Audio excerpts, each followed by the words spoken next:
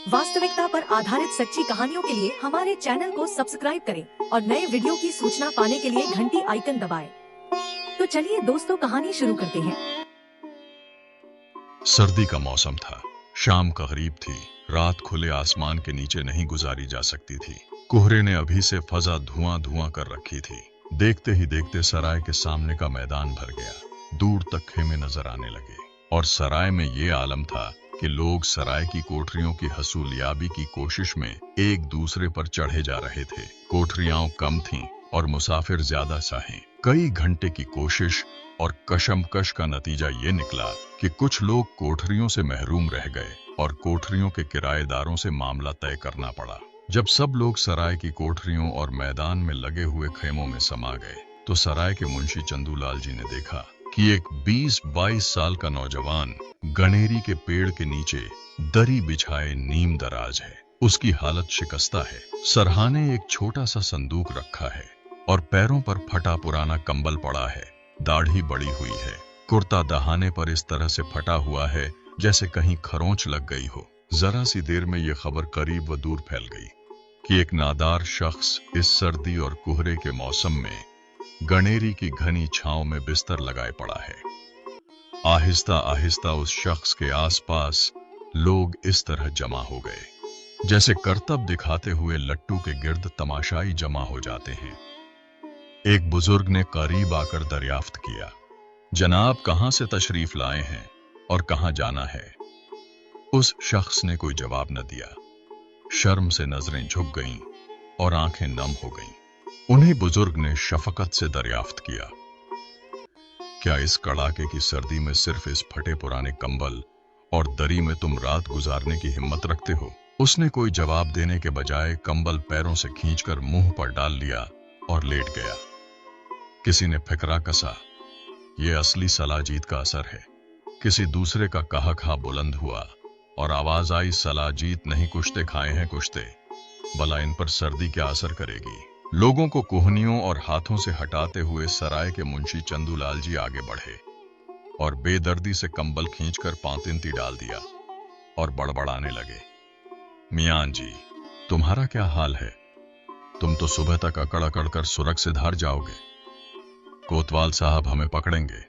तुम ये अटवाई कटवाई लेकर यहां क्यों पड़े हो? आखिर वो उठकर बैठ गया। उसकी आंखें बहुत ज्यादा भीग चुकी थीं। उसने बुरी हुई आवाज में कहा, लोगों कुछ तो शर्म करो, खुदा से डरो। मैं तुमसे कुछ मांगता नहीं जिस हाल में। मैं जैसा पड़ा हूं पड़ा रहने दो। गरीब की आह से डरो, मुझसे दूर हो जाओ। लोगों की बन बनाती हुई आवाजें एकदम कम हो गईं, लेकिन चंदूलाल भी बरस पड़े। भाई मेरे, मैं गरीब की इससे ज्यादा शहर के कोतवाल से डरता हूं।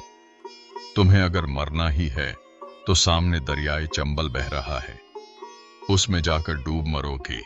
अगर हमारी सराय के सामने जान दोगे तो कोतवाल के आदमी हमारी भी जान ले लेंगे।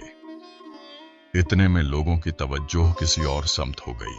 लोग मुड़ मुड़ कर सराय के सदर दरवाजे की तरफ देखने लगे। उधर से एक अधेड़ उम्र औरत दो निहायत खूबसूरत नौजवान लड़कियों के साथ चली आ रही थी। उनके बदनों पर सुर्ख आनाबाई और स्याह शाल लिपटे हुए थे। उन पर नजर पड़ते ही लोगों की जबानें बंद हो गईं। लोगों की तमाम नसों में सिर्फ बसरे हुस्न का काम कर रही थी। वो लम्हा बलम्हा करीब आती जा रही थी और उनकी आमद से ऐसा महसूस होता था जैसे सराय की शहजादियां आ रही हों। सब उन्हें आता देखकर संभल गए। चंदूलाल जी उन्हें देखते ही आगे बढ़े और अधेड़ उम्र औरत से कहने लगे, रब्बो जी तुम ही कुछ आ पाए करो। ये मंश तो अपनी जान देने पर तुला हुआ है। कुछ पूछो तो बताता नहीं, ऐसा लगता है जैसे ये यहीं ठिठुर ठिठुर कर जान दे देगा और हम सबको फंसा देगा। रब्बो जी दोनों नौजवान हसीन लड़कियों के साथ आगे बढ़ीं तो मजमा काई की तरह फट गया। लोग उन्हें हिर्स व हवस की नजरों से देखने लगे। रब्बो जी ने एक नजर नौजवान पर डाली और गोया एक ही नजर में सब कुछ समझ लिया। वो उसे देखकर मुस्कुराईं और चंदूलाल जी से बोली, मुंशी जी ये भीड़ हटाओ और इन्हें इनके सामान समेत सराय ले चलो, वहीं बातें होंगी। मुंशी जी ने जर खरीद गुलाम की तरह हुक्म की तामील की। दरी कंबल खुद संभाला। संदूक उस शख्स ने उठाया। आगे आगे ये लोग चले और उनके पीछे पीछे मजमा था जो रूसवाई की तरह साथ लगा हुआ था। सराय में दाखिल होने के बाद रब्बो जीजी उस शख्स को सामान समेत एक कमरे में ले गईं। यहां के साजो सामान से ये अंदाजा करना दुश्वार नहीं था कि ये कमरा किसी रक्कासा का है। लगनी पर बेश कीमत झनाना कपड़े लटके हुए थे। कोने में बड़े बड़े कई संदूक रखे हुए थे जिन्हें एक मोटी जंजीर के साथ वाबस्ता कर दिया था। कोंटियों पर घुंघरुओं की जोड़ियां लटक रही थीं। तंबूरे, रबाब, पखावज और खंजरी हर चीज मौजूद थी। अंदर दाखिल होने के बाद रब्बो ने मुंशी जी को हुक्म दिया, मुंशी जी बाहर लोगों से कहो अपनी अपनी कोठरियों में जाकर आराम करें, भीड़ लगाने की जरूरत नहीं है।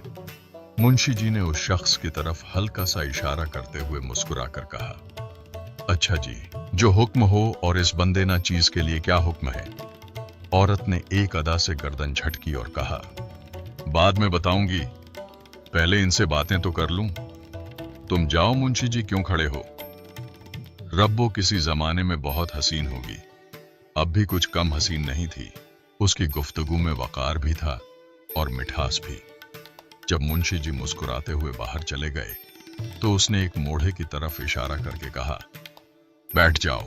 वो किसी झिझक के बगैर बैठ गया और दोनों लड़कियां भी इजाजत के बगैर ही दूसरे मोढ़ों पर बैठ गईं। औरत अपनी मसहरी पर तकरीबन दराज हो गई। उसने अपनी कुहनी मसहरी पर टिका ली और सर हथेली और उंगलियों पर रख लिया और अपनी इन नजरों से उस शख्स का जायजा लेने लगी। फिर दरियाफ्त किया, हाँ अब बताओ कि बात क्या है? तुम बाहर गनेरी के नीचे डेरा डाले क्यों पड़े थे? कि नजर फटे हुए करते से फिसल कर नीचे पैरों तक चली गई। बता क्यों नहीं रही? लेकिन हम तुम्हारी ही जुबान से कुछ सुनना चाहते हैं। उसने नजरें झुका ली। उसकी आंखें फिर भीग गईं। कहने लगा, मुअज्जज खातून, मुझे नहीं मालूम कि आप कौन हैं, लेकिन आपकी बातों में हमदर्दी और इंसानियत की अलामत जरूर मौजूद है। आप मेरी बाबत कुछ जानना चाहती हैं तो अर्ज करता हूँ।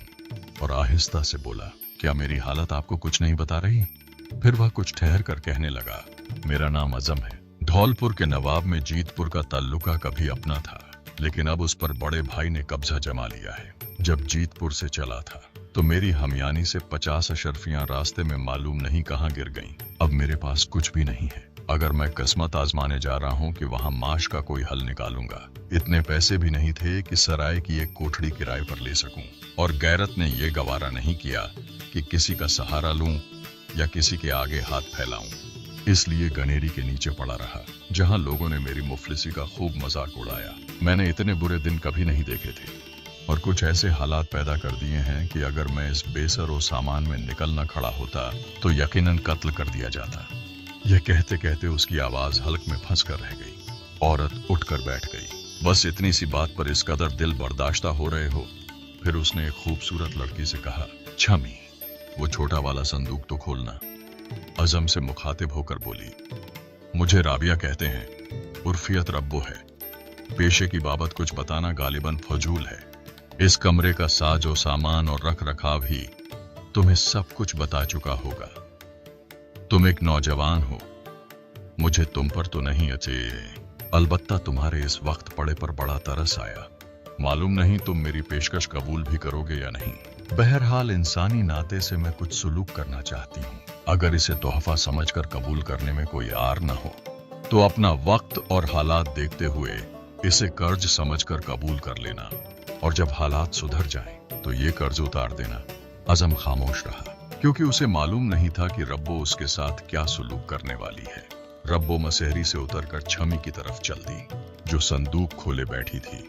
रब्बो उसमें से 50 अशरफियां निकाल लाई और अजम की तरफ बढ़ाकर बोली, अजम मियां, ये हाजिर हैं, कबूल करो।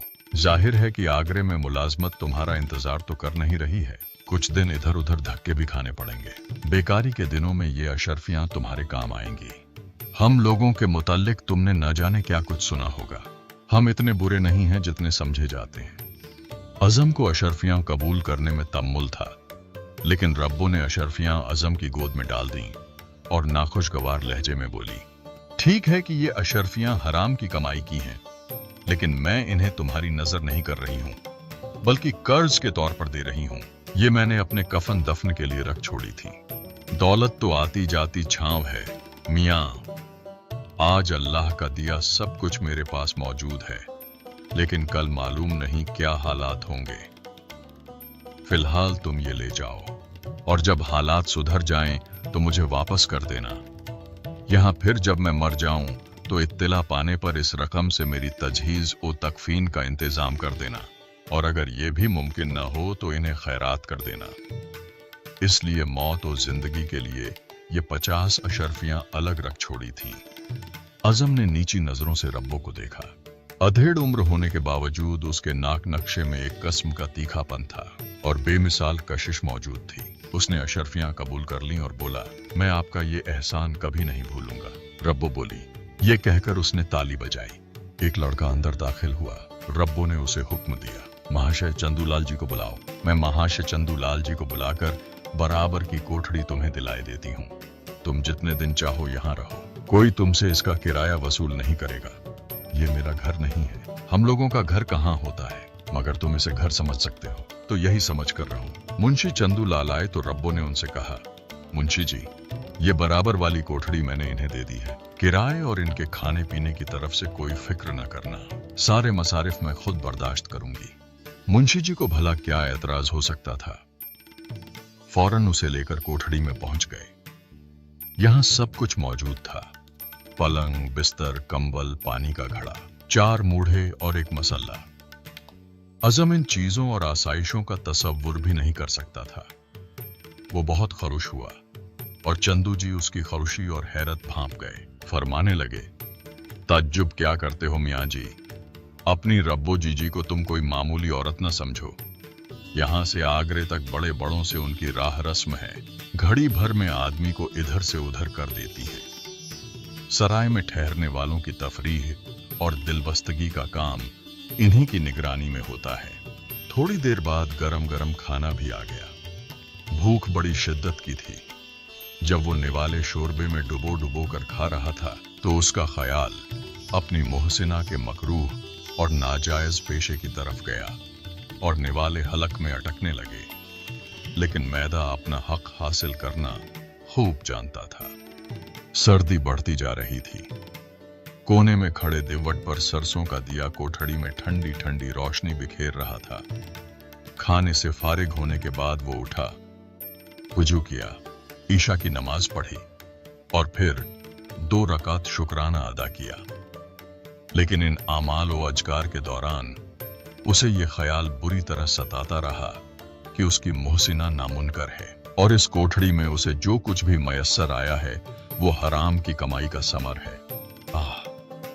वो कैसे हालात से दो चार हो गया है। रात सोते सोते कई बार उसकी आंख खुली और हर बार कहीं करीब ही से घूंघरुओं के गुनकने, साजों के बजने। सुबह रब्बो खुद उसके पास पहुंच गई। इन दोनों में कोई खास बात नहीं हुई। अज़म ने उसकी मेहरबानियों का एक बार फिर शुक्रिया अदा किया। इसी तरह कई दिन गुजर गए। अज़म आगरा पहुंचने के मंसूबे बनाता और तोड़ता रहा। उसे अमली जिंदगी गुजारने का कोई खास तजुर्बा नहीं था, इसलिए किसी बात की हिम्मत न होती थी और शर्म भी आती थी कि इस तरह अब वो कब तक यहां पड़ा रहेगा। और चढ़ते उतरते तरन्नुम सरों में डूबी हुई गाने की आवाजें सुनाई देती रहीं। बेकाबू वो उस तरफ खींचने लगा, लेकिन वहां जाने की सूरत ही न थी। वो रब्बो पर कोई गलत तासुर कायम करना नहीं चाहता था। कोठड़ी में पड़े पड़े उसकी तबीयत उकता गई थी और बाहर इसलिए नहीं निकलता था कि लोग कहीं इस पर उंगलियां न उठाएं। जो तमाशाई अज़म की खस्ता हाली का तमाशा देख चुके थे, उनका उंगलियां उठाना और उसे तंज व तस्खीक का निशाना बनाना यकीनी था। सराय के तमाम मुसाफिर मुख्तलिफ मशागिल में मुब्तिला रहते थे। कोई शतरंज से दिल बहलाता, कोई गंजिफा खेलता, कोई सराय की पेशेवर औरतों की सोहबत में रंग रूलियां मनाता, कोई सिर्फ नगमा ए सुरूर में मस्त और सरशार रहता। एक दिन रब्बो दोपहर को अचानक उसकी कोठरी में आ गई। उसने जूड़े में लाल गुलाब लगा रखा था और बालों में मोतियों की लड़ियां पिरो रखी थीं। बसंती साड़ी और बसंती कुर्ती पहन रखी थी। चेहरा गाजे से आलूदा था। कानों में बड़े बड़े झुमके लटक रहे थे। उंगलियों में कीमती अंगूठियां थीं। आंखों में काजल की लकीरें, होंठों पर मुस्कान, नजरों में शरारत और सजी धजी हुई छाती ताने हुए रब्बो आजम के सामने आ खड़ी हुई। वह बेशक बड़ी हसीन औरत थी। बस आजम ही एक ऐसा शख्स था जिसका कोई मशगला नहीं था, जिसका कोई साथी नहीं था। कोठरी में पड़े पड़े उसका दम घुटने लगा था। अलबत्ता कभी कभी रबो आती और कुछ देर उससे बातें करके चली जाती थी। आजम कमगो और रबो बातूनी। रबो बातें करती तो आजम उसके जवाब में ज्यादातर हूं, हां, न, नहीं करता रहता और रबो दिल बर्दाश्ता होकर चली जाती। आजम ने उसे एक नजर देखा और घबराहट में उठ खड़ा हुआ। उसे अंदाजा हो गया था कि आज रबो के अंदाज रोज जैसे नहीं हैं। रबो ने हंसकर डांटा, खूब, वह खिलखिलाई। तुम्हें अपना घर भी तो याद आता होगा। याद क्यों नहीं आता? आजम ने ठंडी सांस भरकर कहा। लेकिन वहां मेरी बूढ़ी मां के सिवा मुझसे मोहब्बत करने वाला है ही कौन? यह तुम 24 घंटे इस कोठरी में पड़े क्या करते रहते हो जी? आजम ने नदामत और बेकलाहट से जवाब दिया, कुछ भी नहीं। लेटे लेटे तबीयत उकता जाती है तो उठकर बैठ जाता हूं और कुछ गुनगुनाने लगता हूं। समझ में नहीं आता कि मुझे क्या करना चाहिए। फिर रबो ने कुछ सोचते हुए पूछा, तुम्हें गाना सुनने का भी शौक है?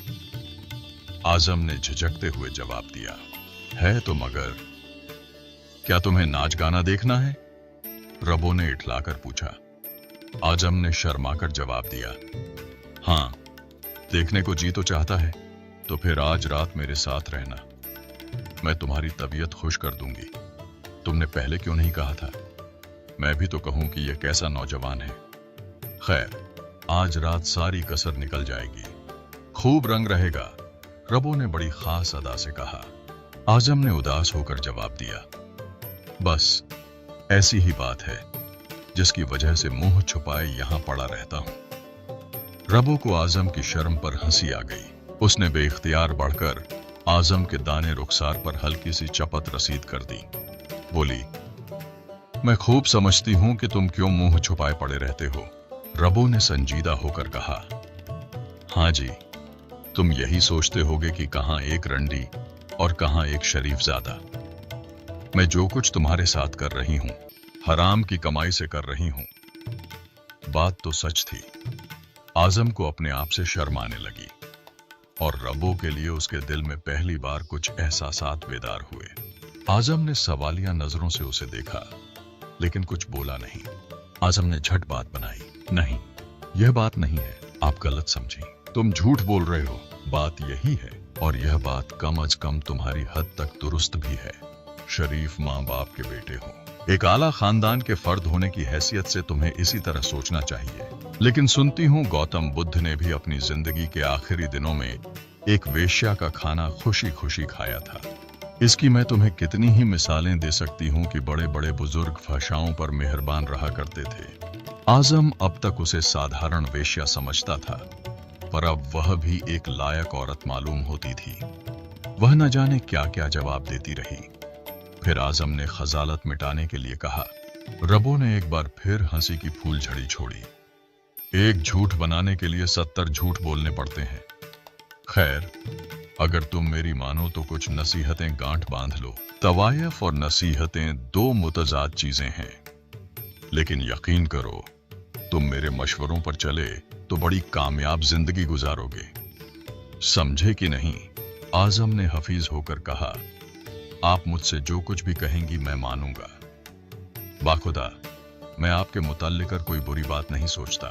मैं तो अपने मुस्तकबिल के बारे में फिक्रमंद रहता हूं। आगरा जाऊंगा तो वहां मालूम नहीं कैसी कैसी ठोकरें खानी पड़ेंगी। यही सब सोच सोच कर परेशान हूं और मेरा हौसला पस्त हो गया है। रबो ने साड़ी का आंचल दांतों तले दबा लिया। आजम ने ऐसा महसूस किया जैसे रबो चश्मो जून में एक नखेज और नौजवान हसीना हो गई है। उसकी यह अदा कयामत की थी। आजम मजरूह हो गया। रबो कहने लगी, मैं जो कुछ कहूंगी उसे सुनकर तुम यही कहोगे कि रबो रंडी है, अबरू बख्ता है, इसलिए इस कस्म की बातें कर रही हैं। मुझे इसकी कोई परवाह नहीं कि तुम मेरी बातें सुनकर मुझे क्या कहोगे। मैं तो यह जानती हूं कि मेरी बातों की सच्चाई तुम्हें अपनी जिंदगी में कदम कदम पर नजर आती रहेगी। मैंने बड़ी दुनिया देखी है। फिर रबो संजीदगी से कहने लगी, आजम, जिंदगी गुजारना कोई आसान काम नहीं है। इसके लिए अक्लमंदी की जरूरत होती है। इंसान ख्वाहिशों का गुलाम है। अगर तुम यह कहते हो कि खुदा एक है और मैं कहती हूं कि एक नहीं बल्कि दो हैं, तो इससे कोई फर्क नहीं पड़ता। लेकिन अगर तुम यह कहो कि अखलाकी और माशरती इकदार बड़ी चीज है और जिसे हमारे माशरे ने खोटा कह दिया है वह बदतरीन चीज है, तो यह बकवास है। मैं इसे नहीं मानती। मैं समझती हूं कि महरूमी बदतरीन गुनाह है। आजम को उसकी यह बात समझ में नहीं आई, लेकिन रबो ने हंसते हुए कहा, मैंने जो कुछ कहा उसमें कोई जब्र शामिल नहीं है। तुम आजाद हो। अगर बात समझ में आए तो उस पर अमल करो, और अगर बात समझ में ना आए तो गोल कर जाओ। आजम को उसकी यह सादगी और बड़प्पन पसंद आया। उसने कहा, कुछ और बातें कीजिए, फिलहाल यह मौजू नजरअंदाज कर दीजिए। रबो ने कहा, रात को जरा जल्दी तैयार हो जाना, कपड़े दूसरे पहन लेना। तुम्हें ठाट बाट में देखना चाहती हूँ। बालों में तेल और आंखों में सुरमा लगाकर मेरा इंतजार करना। अगर आज तुम्हारे दिल की खुश्की दूर होने का कुछ इंतजाम हो जाए तो कैसा रहेगा? आजम ने जबरदस्ती मुस्कुराने की कोशिश की और फिर वह दंग रह गया।